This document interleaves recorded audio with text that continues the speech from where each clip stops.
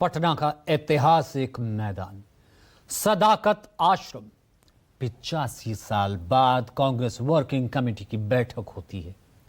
4.5 घंटे तक चली इस बैठक में कांग्रेस अध्यक्ष मल्लिकार्जुन खड़गे और राहुल गांधी समेत कांग्रेस के सभी बड़े नेता मौजूद रहे। कांग्रेस की पूरी रणनीति आपको बताएंगे, लेकिन सबसे पहले आपको बताते हैं कि इस बैठक में क्या हुआ। 51 लोगों ने सीडब्ल्यूसी बैठक को संबोधित किया। सीडब्ल्यूसी मीटिंग में 2 प्रस्ताव पारित किए गए।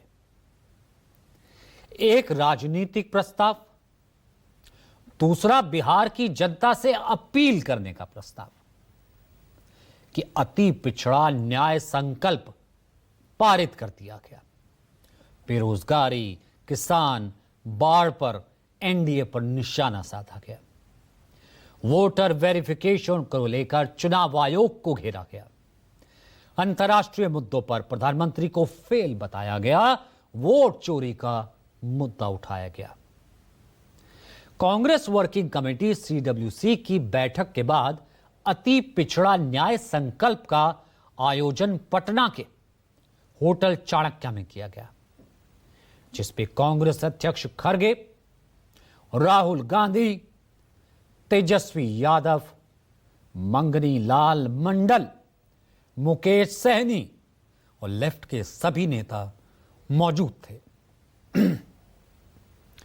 तेजस्वी थे लालू प्रसाद यादव से खुद तेजस्वी और साथ ही साथ राहुल गांधी खड़गे। सीडब्ल्यूसी के बाद यह अति पिछड़ा बिहार आंदोलन शुरू किया गया। बड़ा वोट बैंक है सीडब्ल्यूसी।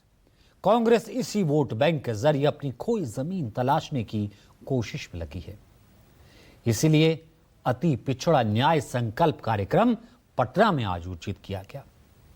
इस पूरे सम्मेलन में बिहार से पिछड़ा प्रकोष्ठ के लोग आए। लोगों को बुलाया गया और पिछड़े वर्ग की समस्याओं पर संवाद किया गया। अति पिछड़ा न्याय संकल्प के जरिए कांग्रेस ने इशारा तो कर दिया कि उसकी नजर बिहार के 36% अति पिछड़ा वोट बैंक पर है और इसलिए ईबीसी, इकोनॉमिकल बैकवर्ड क्लास को साधने की कोशिश की जा रही है। आज राहुल गांधी ने यह भी कहा कि हमारा लक्ष्य है कि जिसकी जितनी भागीदारी है उसकी हिस्सेदारी भी उतनी ही होनी चाहिए। राहुल गांधी का बयान आपको सुनाते हैं। हमारा लक्ष्य है कि बिहार में अति पिछड़ा वर्ग हो, दलित वर्ग हो, पिछड़ा वर्ग हो, सबको सही भागीदारी मिलनी चाहिए। नीतीश जी की सरकार कितने सालों से है? 20 सालों से है। मुझे आप बताइए, ये उन्होंने क्यों नहीं किया? हम आपके साथ बैठे, मीटिंगें की, आपने बताया कि भैया ये करना है।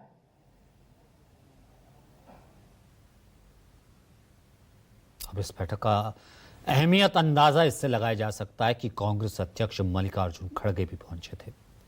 मल्लिकार्जुन खड़गे ने भी अति पिछड़ों को लुभाने की कोशिश की और सरकार आने पर आरक्षण की सीमा बढ़ाकर 30% तक करने की घोषणा कर दी। तो बीजेपी ने भी इसका जवाब दे दिया। आपको यह बयान सुनना चाहिए।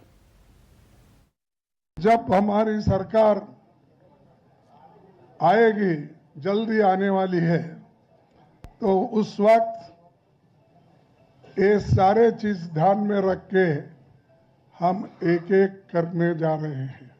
हमें ऐसे जातियों को ऊपर उठाना है जो पिछड़े हैं, अति पिछड़े हैं, दलित हैं, माइनॉरिटीज के हैं। तो इसीलिए आज सभी नेताओं ने ये ठान लिया है कि 10 पॉइंट प्रोग्राम हमारी सरकार आने के बाद हम इसको इम्प्लीमेंट करेंगे। यहाँ पर जो है बिहार में भी आया नीतीश, गया नीतीश, ये शुरू हो गया।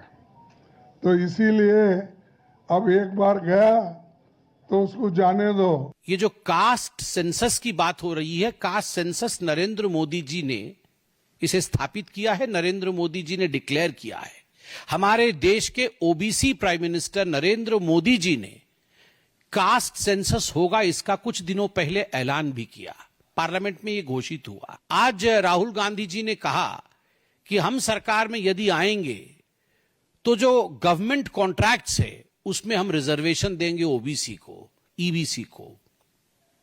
आप याद करिए कर्नाटक में भी उन्हीं की सरकार है और वहां 4% का रिजर्वेशन गवर्नमेंट कॉन्ट्रैक्ट्स और टेंडर में केवल मुसलमानों को दिया गया।